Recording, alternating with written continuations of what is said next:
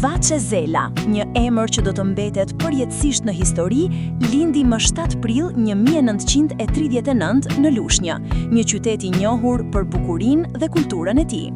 Që nga fëmijëria, zëri i Vaçes ishte i veçantë. Që në moshën 13 vjeçare, ajo filloi të këndonte nën hijen e ullinjve të para shtëpisë së saj. Ishte një ritual i përditshëm, ku ajo shprehte emocionet dhe pasionin e saj për muzikën. Ajo nuk e dinte se ky ishte vetëm fillimi i një rrugëtimi të jashtëzakonshëm që do të bënte emrin e saj të njohur jo vetëm në Shqipëri, por edhe përtej kufive të saj. Për Vaçen, muzika ishte gjithçka. E lindur në një familje që e mbështeti në pasionin e saj, ajo e vazhdoi rrugën e muzikës pavarësisht sfidave. Pjesëmarrja e saj në festivalet lokale i hapi dyert për një karrierë të shkëlqyer, duke i mundësuar asaj të njihej nga më shumë njerëz. Po ashtu, ndikimi i mësuesve të saj të shkollës 7 vjeçare ishte i paçmuar. Ata ishin ndër të parët që e zbuluan dhe inkurajuan ta ndjek ëndrrën e saj për të kënduar. Një moment historik në karrierën e Vaçe Zelës erdhi në vitin 1962, kur ajo fitoi festivalin e këngës me këngën Fëmia i parë.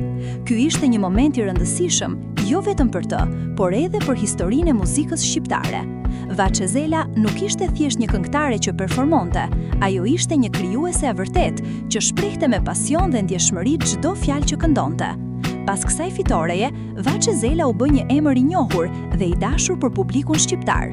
Zëri i saj u bë i njohur nga çdo shqiptar, ndërsa ajo filloi të shfaqej në festivalet dhe koncertet më të rëndësishme të muzikës shqiptare.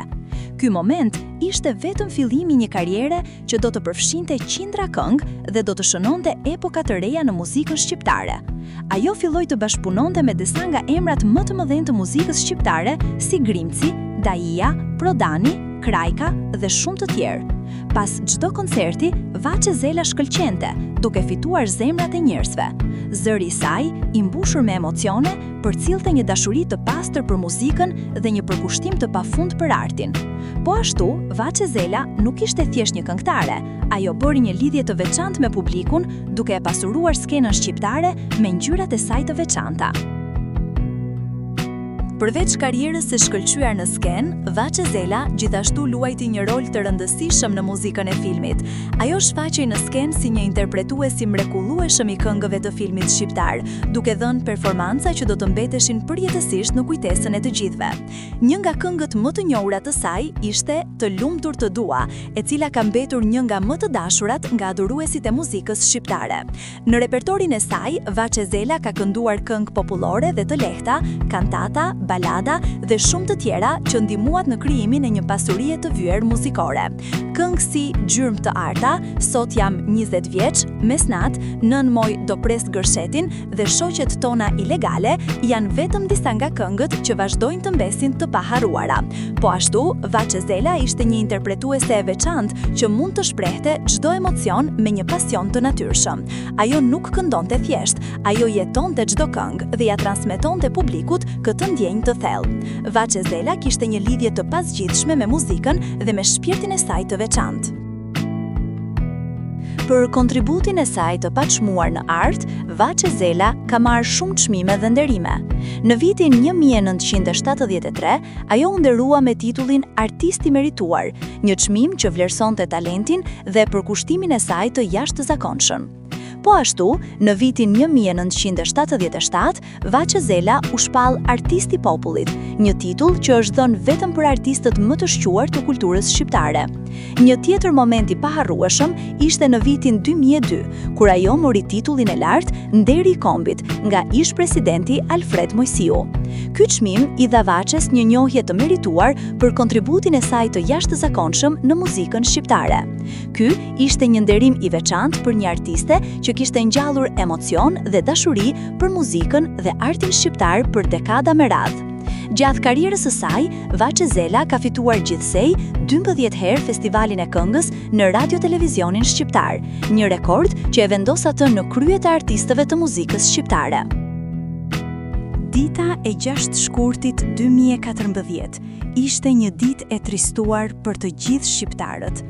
Vaçe Zela u nda nga jeta në Basel të Zvicrës, duke lënë një boshllëk të thellë në zemrat e të gjithëve. ikja e saj nuk ishte thjesht humbja e një artisti të madh, por e një ikone të kulturës shqiptare. Por Vaçe Zela nuk do të harrohet kurrë.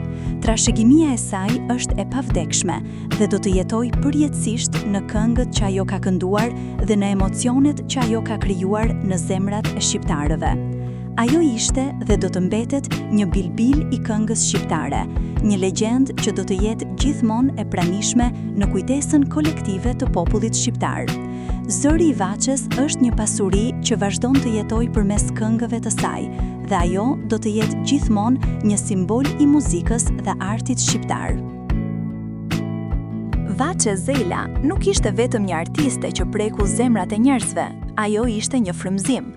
Kolegët, kompozitorët, poetët dhe dashamirët e artit flasin për të me respekt dhe mall, si për një figurë që e tejkaloi kohën e saj. Kompozitori Agim Krajka, bashkëpunëtori i saj i afërt, ka thënë: Vaçe Zela ishte një zë që lind një herë në një shekull. Nuk këndonte vetëm me zë, por me shpirt. Ndërsa Tish Daia, mjeshtri i muzikës shqiptare, është shprehur. Në çdo këngë që ajo interpretonte, kishte diçka hyjnore. E ndjeje se ajo nuk luante një rol, ajo ishte vetë kënga. Këngëtare të brezave pasaj, si Nexhmie Pagarusha, e kanë përmendur Vaçen me fjalë të ngrohta. Ajo ishte një dritë që ndriçonte skenën shqiptare, një artiste që e shndroi këngën në art të vërtet. Edhe Vaçe Zela vet, në një nga intervistat e saj të fundit, e tha me përulësi: "Unë jam vetëm një grua që këndoi për popullin e saj dhe çdo duartrokitje që mora ja dedikoj atij." Gazetarët dhe kritikët e artit e kanë quajtur shpesh zëri i shpirtit shqiptar dhe simbol i gruas artiste që solli dritë në çdo kohë. Në çdo qytet të Shqipërisë, këngët e saj vazhdojnë të dëgjohen, të këndohen, të përjetohen si pjesë e identitetit tonë. Vaçe Zela ishte një emër që bashkonte brezat, të rinjtë e mësojnë, të moshuarit e kujtojnë dhe të gjithë ndihen krenar që një zë i tillë u përket shqiptarëve.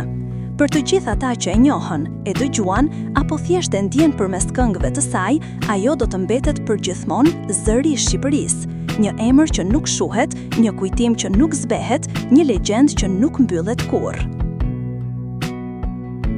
Vaçe Zela është një emër që do të jetoj për herë në kujtesën e shqiptarëve, jo vetëm për muzikën dhe këngët e saj, por edhe për shpirtin e saj të veçantë dhe lidhjen e thellë me artin. Në faqen Na ishte dikur, ne e kujtojmë me dashuri dhe respekt, duke e nderuar si një ikon që ka lënë një shenjë të paharuar në historinë e kulturës shqiptare.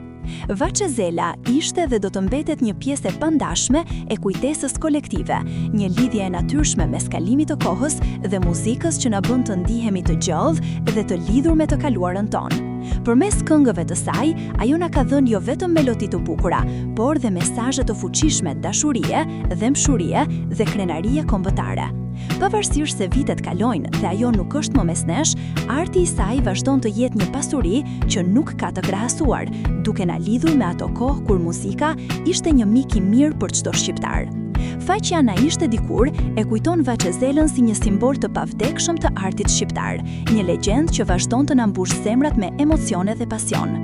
Vaçe Zela është dhe do të mbetet gjithmonë në zemrat tona, një artistja që e ngriti muzikën shqiptare në një nivel të paarritshëm dhe e kalon përjetësisht shenjën e saj të pashlyeshme në skenën e artit shqiptar.